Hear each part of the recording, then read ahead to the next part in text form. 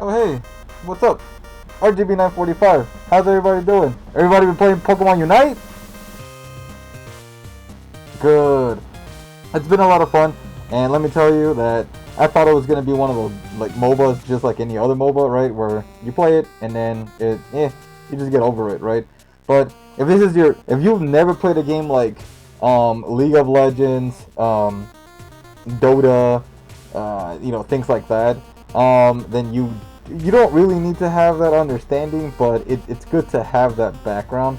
I'm gonna go over a few things to maybe help improve your game, but at the same time, just remember that this is not an advanced tutorial. This is just a basic walkthrough on how you can play the game without making somebody a rage quit because they think that you have no clue what you're doing. So let's go ahead and get started.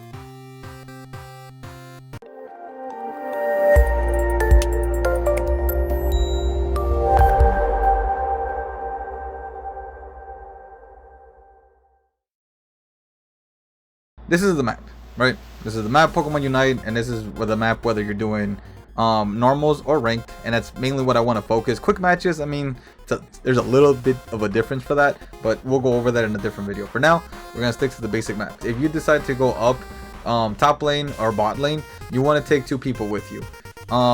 We're not gonna focus too much on support, melee, and all that other stuff. I feel like that's gonna be a completely different video because I want to keep this a little bit shorter. So this is where we're gonna focus. So for the most part, what you want to do is let's focus top lane for right now, right? So you want to go up there, and as you go along, you're gonna see Pokemon. Here you're gonna see a Pokemon there. I believe you see like one here, one there, and then one here, right? And for the most part, that's what you want to farm before you start engaging into a battle. Afterwards, what'll happen is you'll probably get like the bee, right? I forgot her name, and then you'll get the other Pokemon that spawn right here, and then these respawn again and again and again, and you want to just repeat the cycle over and over again. Just be wary that you can't leave this unattended because that's how the other team starts to score. So this is top lane. You can identically do the exact same thing that you see here on bot lane, right? So if you go bot lane, you're gonna see the Pokemon here, you're gonna see a Pokemon there. I believe there's one here, then there, and then these start to spawn, right? On this side, and then at some point I think it's this. So same process. You do what you have to do to farm. Don't leave this unattended, and focus more on leveling up. Yes, the opposing team will try to poke you and provoke you. So how do we do team battles, right? How do we do team battles in both of these So let me get rid of these circles here because they're kind of in the way. Okay, so just to be clear, this is what an engage should look like. So I'm gonna change the color, and we're gonna draw a line right in the center. I don't even think that's center. Let's see. I want to say like right here, right around there. Okay, so that's the line that divides the map. So this is the line of no return.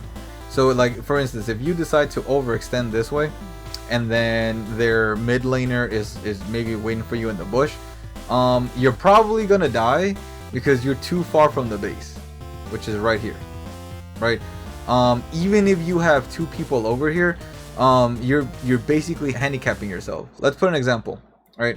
Enemy team is, I don't know, let's say they're right here, right? They're farming, they're probably fighting an Aipom, right? You guys decide, you know what, we're about to take that away from you guys, right? Meanwhile, you have a Zeraora or whoever which decided to start mid, right? And it's between like the 9-minute mark, and he's probably here. So you have just put yourself in a bad situation. Why? Because he's going to flank this way, and these guys are gonna come this way, right? You are way too far from your base. let's do the white color. Yeah, you are too far off away from their base compared to them. You're going to attack them all you want, but all they have to do is walk this way and they're safe. So yeah, so in this situation you have put yourself in a really terrible situation, right? You're for one, you're really far away from your home base, and then for two, you're probably not gonna get a KO. You know how we know? They just have to walk. Let me see. They literally just have to walk here and they're safe, right? Because you're probably at level 3 at this point and you don't really do that much damage anyway. And by going this far in, you've allowed a the mid laner to come in and gank you guys, right? So they're either gonna get a double or they're probably gonna get a double, or yeah, they're probably gonna get 1 or 2 kills in this situation. You're just giving them an advantage because now they can walk this way, right, and score. You just gave 3 people an opportunity to score, and like the worst thing is leaving 1 person here while there's 3 people still alive. That's what we mean. Same thing for bottom. The same can be said about bottom. So let's say, for instance, let's put the enemy in a bad position, right? So let's say you guys are down here farming, right? Because something pops up over here. So you guys are right there. You guys are chilling. You guys are trying to level up, and these guys are gonna provoke you by trying to attack you, right? They saw you. They were gonna go farm something else, but they saw you guys. They're past the line of no return. So look at how much they have to travel to get to their location to be safe compared to you guys, right? You guys just walk straight up here. You guys are fine. Now here's the other thing. Mid laner, if you guys are paying attention, well, if the mid laner is paying attention, he's probably like around here, around the 9-minute mark, because he should be done with this. And again, they put themselves in a situation where they're unsafe at this point. One of the most important things of this game is map awareness. Basically what map awareness is, you have the little mini map on the side. You kind of want to see that if you overextend, only to know where everyone is, right? And this is just like in any other MOBA game. So like for instance, let's say we're in this situation still, right? Okay, yellow saw that your mid laner is right here, right? Let's say yellow says, you know what, he's all the way up there and they're all the way down here. Maybe they already farmed everything and they're maybe 1 or 2 levels ahead of you guys. This is the perfect opportunity to come get you. Why? Because he knows that there's 2 people here, right? He saw the map. They saw the map before they did any of this. So they saw that the 2 teammates are up here and mid lane is right here for the opposing team. So they said, hey, these guys are lonely, let's go for them, because who's gonna stop us, right? By the time mid lane decides to come down here, it would already be too late. That's basically what comes from map awareness, and map awareness is going to be one of those hard things to get used to, especially if this is your first time playing a MOBA. Okay, so you decided to be mid, no pressure, but you do have one of the most important jobs, and well, you have 2 important jobs. So you want to be over leveled, and you also want to be able to help out both lanes, top and bottom. And by help, I mean, let's say for instance you see the enemy team like in a situation where we saw earlier, you want to go down there and help, or top, doesn't matter.